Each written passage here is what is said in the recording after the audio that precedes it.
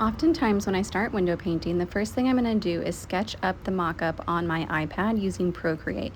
I do this for first-time customers, and I usually charge $25 for reoccurring clients after that because it does take time. But I want to get their ideas and my ideas down on the screen and on a picture that I took of their windows or that they sent me, so we have a general idea of what we're going for. Then I come to the window and trace it with my chalk markers. It can be any color. I just chose whatever one works the best at the time. Then I go back in with my white paint. So I usually use white ceiling paint because it's nice and flat and it's very pure white. This one, I believe I just used Behr paint and primer, pretty basic, just regular interior paint. I do this with the outlines because I want it to show up after I start rolling on the paint to fill in the gap. Not everyone uses white outlines. I prefer to do it this way because I like to see my tracing underneath the foam roller paint when I come in to do it. I also feel like when I'm window painting, having that white base makes the colors a lot brighter, and I do probably the same amount of layers either way, but I do feel like it shows up a lot bolder. Now, mind you, every artist that teaches or explains their process is going to be completely different, and everyone has their own technique. It also depends on what supplies are available around them. So locally, I do have Lowe's, and I also have Home Depot. That's the easiest for me to get to. I do prefer Behr paint, interior house paint in eggshell or flat. Satin is okay too. I just find it's a little more transparent. I also do carry regular acrylics with me. You can use craft acrylics or a little bit higher step up, which I use Liquitex Basics acrylics just because I have them from my old days when I was teaching paint parties and painting on canvases myself. Here's the can of the Behr paint and primer. It's just interior eggshell. That's the one I used to use all the time. This is the one I switched to. This is stain blocking ceiling paint, paint and primer, ultra pure white and flat. So they do work a little bit differently. When I roll on, I'm just trying to use the rest of what I have because it's a lot more better quality than the regular paint and primer, and I'll probably end up showing you why. You don't have to do it this way to fill in the rest of the white space, but I do grab my foam roller. I just buy these refills on Amazon. You can also go to your local store to buy them as well. Doesn't really matter which brand, not one works better for me than the other, but I like it because it gives it more of a flat texture. When I use other rollers, such as like the more thicker naps or different material, it works just fine, but it does add more texture to the paint. When I'm going on to roll on the windows for the white paint, it doesn't really matter which direction I'm going. I'm just going to do a layer over it, and you're going to end up seeing the outline through it. So I don't want it extra white and thick where it hides the outline because that would ruin the point. What's really nice about most of these rollers and the windows that I paint is that the bar on the outside where you actually are attaching the roller, it usually blocks as a almost like a spacer between the windowsill and actually getting paint on the windowsill for the foam roller. So it acts like a barrier, so I can roll that edge of the metal up along and down below on the sill, and then it makes sure that it doesn't get paint on the sill because it leaves a little gap. Now with this window, that was not the case. These actually interior frames of the windowsill were actually angled in. It wasn't just flat. So when they're angled, of course, the roller, the metal part of the roller has nothing really to hold itself against. So I just had to go slowly and be very careful. If you do get paint on the windowsill, you just clean it right off when it's wet and it works perfectly fine. The rolling does not have to be perfect here. Again, I'm just going in layers. And when I get to the areas where I know, like on the tops of the trees, I'm not going to be going all the way up in a perfect shape, like a square or a rectangle. So I just take the edge of my roller and I go in, I just kind of fill it in. I just want the middle portion filled in. It's okay if the paint comes outside the outline. Even if it's a lot or a little, doesn't matter. You can always scrape it off once it's dry or just rub it off with your fingers. And then also it's kind of helpful because I do outline this a few times in a color and in a black. So I could always branch out and grow the design into the white base that I'm painting. Sometimes if you don't let the paint that you outline dry completely, when you're rolling it on, sometimes it does lift that up or kind of move it around because it hasn't completely dried or bonded to the glass yet or the window. It also can have to do with the paint you're using. So when I use the regular Behr paint and primer, it actually doesn't sit perfectly on the window, and I have to be gentle when I'm rolling on because it starts to kind of slide off or move around a little bit. If I use just the regular ceiling paint that I typically use now, when I outline it on there, it stays in place when I roll over it. It is two different kinds of paints, and they have two different kind of bonding materials inside. What I run into, not very often, but a lot with these windows, is fisheye. So it looks like bubbles, or it looks like the paint is evaporating. So I use Aqua Net Super Hold. I spray that on after the white base coat when I notice that it's happening. I let that dry and do another white base coat over those areas specifically. I have another video on it that I'll link in the description. Oftentimes I work 1 or 2 windows at a time, maybe a bay of windows, and I'm usually using my roller cart to keep the same colors that I'm using out so it stays consistent. Yes, I do mix it. I have 2 buckets. I have a Dawn dish soap bucket and then a regular water bucket. That helps keep the paint off a little bit more, and old paint rags that are always with me. Once your first or second layer of your base coat is on, I just go in with my first layer of color. Doesn't really matter what brushes you use. I like to use some soft ones, some firm ones, some medium ones. This one just covers a lot of space. It's a Simply Simmons size 40 extra large brush. I use this on bigger spaces. I don't typically like the interior paint brushes that you can get at Lowe's or Home Depot, or I like to opt for the Zebra brand.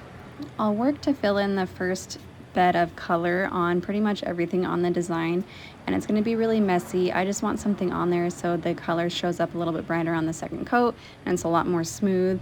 A lot of the colors, such as like yellows, brown, green, and even some blues, are less opaque and a lot more transparent, so you do need to layer on. Window painting is more of a technique on the way you use your brush on the glass. You just have to get used to the paints you're using in your process to make sure that it doesn't pull off that first layer, and to make sure you're moving fast enough with a certain amount of pressure to make everything nice and smooth and not thick and chunky and not running down the window. Weather plays a huge part in window painting. Fall and spring are almost like the perfect kind of weather for me because it's not too hot and it's not too cold. On days that it's super hot in the summer, it's actually really hard to blend or get the layer on there before it dries completely. So it looks a lot more streaky, I guess, if you will. But in the winter, it's a little bit differently because the paint is so cold, it's not drying. Even if you read the directions on the paint cans, it says don't apply like over a certain amount of degrees and under a certain amount of degrees because it's not going to bind or cure properly. So when it's winter out, I actually charge a little bit more because I end up bringing my propane tank with me to keep me warm, but also I bring my generator with a blow dryer just to keep the paint a little bit drier, a little bit faster, so I don't have to sit there and just watch paint dry, literally. There are other tips and tricks you can use, such as in the winter, I've tried rubbing alcohol in my paint and it seems to dry a lot faster. I know there's a lot more science behind that than I am aware of, but I know it does work. And then in the summer, you can add different binders or anything such as Floetrol that I carry with me just to kind of make it a little bit more smooth, a little bit more runny, and it lapses the drying time. After you get the first coat on, it just looks pretty streaky and pretty crazy. I love it when people walk by and see this part because they have no idea what to expect afterwards, and they have no idea really what you're painting at this point, but they still think it looks really good. So I'm going to go back to the fisheye window and do another layer of white base coat with my roller. You're going to see how it does cover a little bit better just because the hairspray has now dried on there. The black spots you're seeing is just because I don't really care for my paint trays or anything while I'm working. I mix colors, I get it everywhere. So right now I have a little bit of black on the roller, and that's okay because I'm just going to put color over it. You also have to take note that you're going to be working in different phases on different windows because you're going to jump around like a squirrel so you can keep working and get the job done. You don't want to sit there and wait for each process to be ready for you. So on this part, I'm going to go back in with the second coat of color. This is where I'm grabbing 2 paints at this point. You can grab just the essentials, the primary colors, and mix on your own. I do not always have the patience for that, and I do feel like sometimes it doesn't get the right hue or the right pigment or the right brightness that I want. So I go to the clearance aisle of Home Depot or Lowe's, and I get the 50-cent samples, interior eggshell or flat, or satin sometimes if it's the right color, and you can often find so many different colors, and I do carry those with me. Again, you want to be gentle but also work quickly when you're doing this final layer or your second coat because the strokes here are going to be visibly seen. You will start to hide a little bit when you do your outlines in blacks or your shadows or your highlights, but really the strokes you see because they're drying quickly because it's summer. I'm working in curved motions kind of similar to the tree because you will see those streaks if you're at a certain point or within a certain viewpoint of the image. Most of the time I don't know what color I'm getting. I just grab paint and I mix color onto the window. So I'm grabbing 2 different colors on my brush and then I'm just putting it on the window, and it kind of blends and paints on its own, so it pulls different colors by itself, and I don't really have to try. I just know what 2 colors I'm grabbing, and sometimes the dark comes out, sometimes the light comes out. On this particular painting, I did the animals last just because I was getting kind of bored in one spot. So I moved on to my outline. With the outlines, it's really fun. You can choose any color you want. I try to choose something that's pretty opaque, and it kind of matches the season. So for this one, I chose a blue because we want to keep it up year round. Blue's a pretty good seasonal color. When I go in with this, I'm just taking a bold brush because I like bold outlines. I do feel like if you are going to do the outline, you should make it thicker rather than thinner. I usually do just one coat. You don't normally need to. It depends on the paint. But with this one, I chose the blue. I've done yellows. I've done purples. For Halloween, I do maybe greens or reds for, Christmas, whatever makes it pop. I like doing this first because if you do your black outline first and then you do the color outline, oftentimes you aren't being careful enough to fill in the smaller gaps, but you also color some of the black outline that's on there with your colored outline. So I like to do it first. Sometimes I do it before I even paint the color or your first base coat because it does fill in the gaps easily, and you can put the color for the actual picture over the outline if needed if you go too far inside. But it also makes it a lot more even by doing it before you do your black outline.